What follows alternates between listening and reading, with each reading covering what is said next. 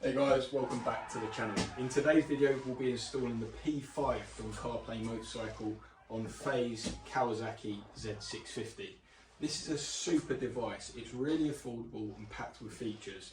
There's a link in the description that links through to the website and to the product with a really good discount code. There are two codes, one that is available at all times which is 22% off and one for 30% off at selected times. So make sure you check those out if you do go ahead and purchase one. In today's video we will install it on the bike, we'll start it up and sync it to the phone, and we'll check out the features of this thing. Let's unbox it first and see what comes in the box. I've got to say guys, obviously this device here is in my next video. If you've got a BMW with a cradle, then this is fantastic. I have put the links in the description to check this out, but you must have a BMW cradle to use this device. But let's go ahead and unbox the P5. So as you can see, I have opened the box guys. It comes really neatly packed, and this device is just awesome.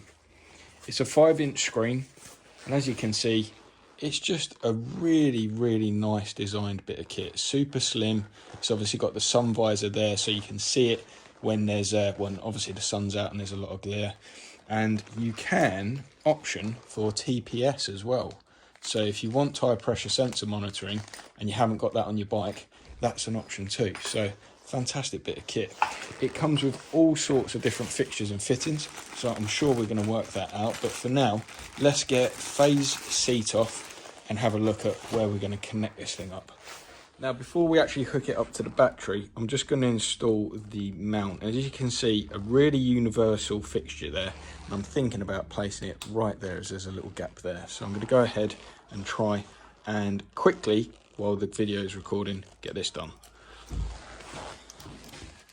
Gotta say guys, it does take a little while to do this, but it's nice because the nuts have got nylon thread in them, I think, so it makes them a little bit tougher to undo, which is good because that means this device is not going to come off down the motorway when you're doing high speed, so I don't think you're going to get it lost. Also, that nice long thread is going to keep it nice and secure, so it's got a long way to undo before you're going to enter any danger of it coming off the handlebars. Right, I'm just going to set that with the washer to one side, and then we'll get this in position. So that just comes out of there. There's your rubber thing that goes and protects around your handlebars. Put that down for a sec.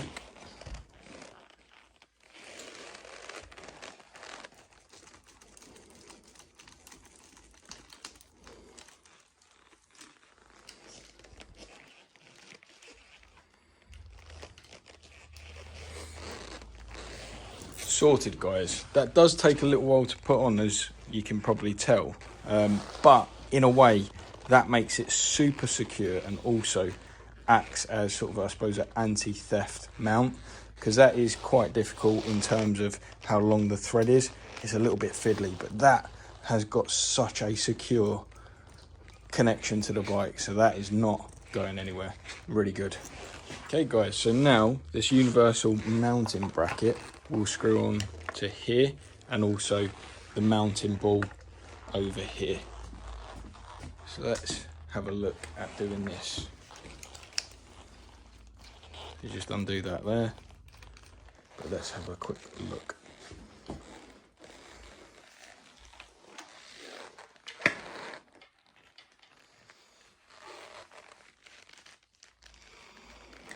Just going to hold the nut in the other side and just tighten that up like so.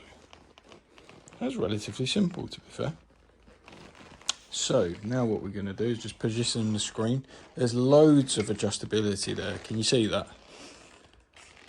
So it's really adjustable. So we'll set that out the way there. Look at that, it looks really cool actually. Really cool. So we'll move that out there, so it's not in the way of anything. All the buttons you can reach.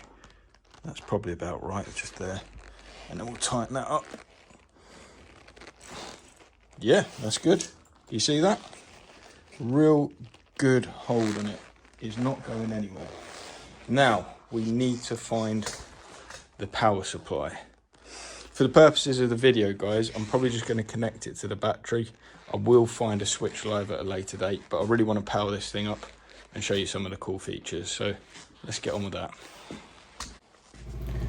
So I'll show you how easy this system is to set up with your phone. As you can see, you've got the TPS at the top of the screen, but if you just click this button here and follow the instructions. So we're going to be CarPlay, so we're going to be syncing up to a iPhone, but as you can see, the Android Auto in the top right hand corner if you've got an Android device. So on the phone, I'm just following the instructions, and I have a pairing code come up which I've just selected OK to, and with that we're live. So as you can see, all your key information, your maps there, the screen is really clear, really crisp, and also the touch screen works absolutely brilliantly. It's really smooth, really fluid, got all your apps that you'd have on your phone. They're easy to use and nice and clear.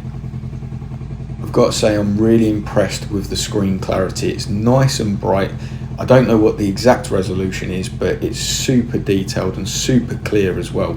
So it looks really, really nice. As you can see, there's some system settings here, which you can go through and set the system up exactly to your preferences. And yeah, it's just a really nice, bright and clear screen.